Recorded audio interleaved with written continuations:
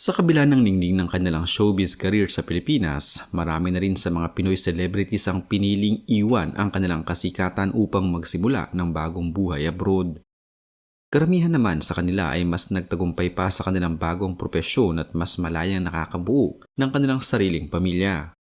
Mayroon ding masuswerte na sinusuportahan pa rin ang kanilang mga tagahanga kahit pa hindi na sila aktibo sa show business.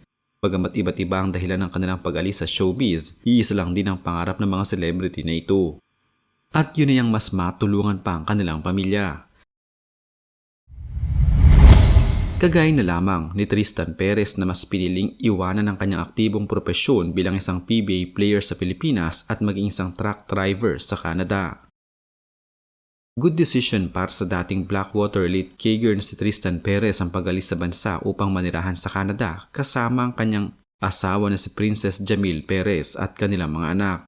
Sa ngayon, mahigit 5 taon ng truck driver si Tristan doon at nakatira sa Fort McMurray, Alberta sa Canada. Pero sa kabila ng kanyang husay sa paglalaro ng basketball sa PBA, bakit nga ba mas pinili ni Tristan ang magtrabaho sa naturang bansa bilang truck driver na hamak na mas malayo sa kung anong kanyang propesyon dito sa Pilipinas? Halina't atin itong alamin. Sa larangan ng sports, marami ang umaangat at nabibigyan ng spotlight pero panapanahon lang din naman. Gaya na lamang ng bola ng basketball na bilog at patuloy ang pagtalbog sa iba't ibang direksyon. Nagsimula si Tristan bilang basketball player sa kanilang kolehiyo bago sumabak sa PBA noong taong 2016. Pero isang taon matapos mapasama sa PBA, napilitan si Tristan na mag-timeout muna at kinailangan niyang bitawan ng bola para humanap ng kanyang kapalaran sa ibang entablado ng buhay. Tahimik na namumuhay ngayon sa Canada kasama ang kanyang pamilya, ang isang Pinoy truck driver na dating professional basketball player na naglaro sa PBA. Kinilala ang truck driver na si Tristan Perez. Dating naglaro para sa koponan ng National University, kinalaunan sumabak na rin siya sa PBA noong 2016. Sino ba naman ang hindi tatanggi sa PBA, di ba? Nandoon na professional. Kumbaga yun na yung high level bilang isang basketball player, ani Tristan. Pero isang taon matapos makapasok sa PBA, kinailangan ni Tristan na umalis ng Pilipinas para samahan ng kanyang pamilya at subukan ng bagong oportunidad sa Canada. 1 month kong pinag-isipan yun Nag-asa ko ng advice bago ako nagdesisyon. Ayaw kong magkalayo kami dahil bilang isang ama, masakit na lalaki sila na hindi mo sila nakikita. Yun yung iniisip ko na isasacrifice ko ang karir ko para sa kanila, kwento niya. Pero kung dati kailangan niya mag-drive sa hardcourt upang ma-shoot ang bola, ngayon literal na nagda-drive si Tristan ng truck sa Canada. Ang kanyang may bahay naman ay school bus ang minamaneho. Kami yung nagme-maintain sa mga malalaking tank sa mga company dito. Maganda ang buhay dito kasi maraming work. Tulad nito, nakakuha kami ng bahay, ng sasakyan basta nagtatrabaho ka lang dito ng maayos, sad pa ng dating PBA player. Pero hindi pa din daw tuloy ang iniwan ni Tristan ng basketball.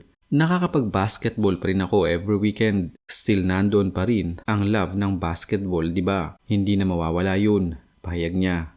Naglaro si Tristan para sa UAAP at dati ding miyembro ng National University Bulldogs. Parte siya ng naturang koponan ng makuha nila ang kampyonato noong taong 2014. Para naman sa kanyang amateur career, nakasali siya sa PBA, D-Leagues, Video, NU at Jumbo Plastic. Taong 2016 naman, nang mapabilang siya bilang pinakabagong player para sa koponan ng Blackwater Elite sa PBA. Taong 2017 nang napagdesisyonan ni Tristan na iwanan ang maituturing na once-in-a-lifetime chance na hinahangad ng maraming mga Pinoy na nais maglaro sa PBA, ang pagiging isang PBA player para sa kanyang pamilya sa Canada. Noong mga panahon na iyon, ang kanyang asawa ay nagbubuntis. Noong una itong makarating sa Canada, nagtrabaho muna ito bilang laborer at mekaniko hanggang sa makapasok na siya bilang isang truck driver na dumaraan sa maraming hamon lalo na sa tuwing papasok ang panahon ng taglamig na kung saan kalimitan silang naghahatid ng mga produktong petrolyo para sa marami. Malaking kasayangan ang ginawang pagtalikod ni Tristan sa PBA pero para kay Tristan, sulit umano ang bawat minuto ng kanyang buhay sa Canada dahil kapiling niya ang kanyang mga anak at asawa kahit pamilya-milyang layo nila sa Pilipinas at malayo ang kanyang dating ginagawa sa kung anuman ang kanyang trabaho ngayon. Ando na professional yun. Baga yun na yung high level na bilang isang basketball player. Nag-asa ko ng advice, di ba? Bago ako nagdesisyon. Ayoko yung magkalayo kami. Ang parang bilang isang ama, masakit na lalaki sila na hindi mo sila nakikita. Yun yung inisip ko na sacrifice ko yung career ko para sa kanila. 1, 2, 3, go! Go!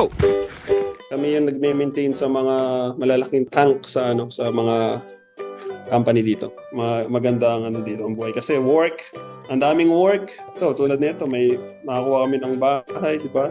Nasasakyan, makuha mo dito basta nagtatrabaho ka lang dito ng maayos. Still, nandun pa rin yung love ng basketball, di ba? Di na mawawala yun. Dahil ulit. Alright. Go. Let's go.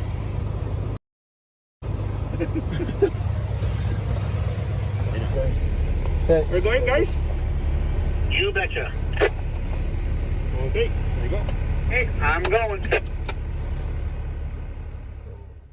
Hello guys, good morning. It's Tristan Vlogs here. So ayun no, bayo uli kami sa Ice Road. So as much as possible, dapat dito tayo sa gitna. Tapos pala, tatanggalin ko yung seatbelt ko. Which is, sa mga, just in case lang naman. Ito lang yung, Going across now, Tristan.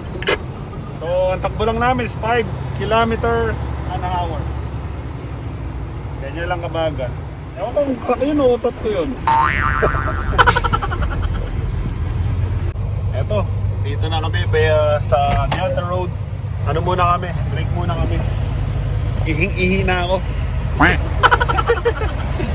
Eto, pakita ko sa inyo paano yung yelo talaga. Literal na ice road talaga.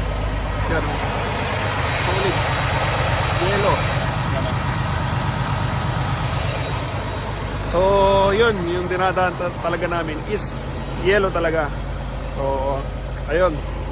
Ito kami sa, hindi namin alam kung saan tong lugar na to. Yung mga kasama ko, nandun sila, sobrang layo.